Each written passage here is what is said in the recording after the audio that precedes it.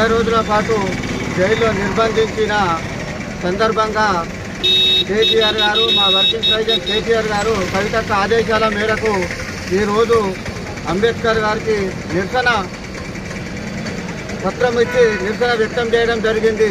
ఎందుకంటే ఈరోజు ప్రజాపాలనని ముఖ్యమంత్రి గారు రైతులను ఫార్మా కంపెనీ అని చెప్పి మీకు భూమి ఇవ్వకుంటే ఒప్పుకోమని వాళ్ళని జైల్లో నిర్బంధించి వాళ్ళని కోర్టుకు బేడీలని పెట్టి తీసుకురావడం చాలా సిగ్గుచేటు.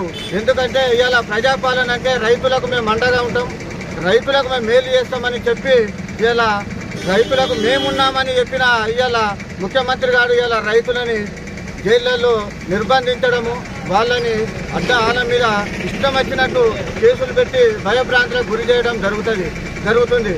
కాబట్టి ఇవాళ రేవంత్ ముఖ్యమంత్రి గారికి మేము ఒకటే కోరుతున్నాం, ఇవాళ ప్రజాపాలన అన్నప్పుడు రైతులకు ఎందుకు ఇంత మీరు కేసులు పెట్టి జైళ్ళలో పెట్టి భయభ్రాంతులకు ఎందుకు గురి చేస్తున్నారు?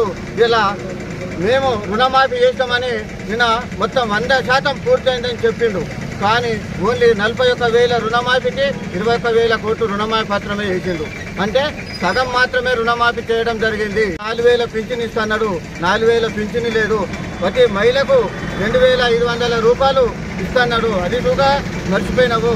ఇవాళ వికలాంగులకు 6,000 పింఛన్ అన్నావు, 6,000 పింఛన్ కూడా లేదు.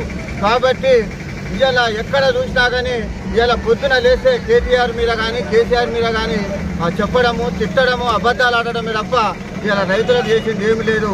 కాబట్టి ఇవాళ రైతులు నిన్ను గమనిస్తున్నారు, నీకు రైతులే తగిన బుద్ధి చెప్తారని మేము మా టీఆర్ఎస్ పార్టీ తరఫున హెచ్చరిస్తున్నాము.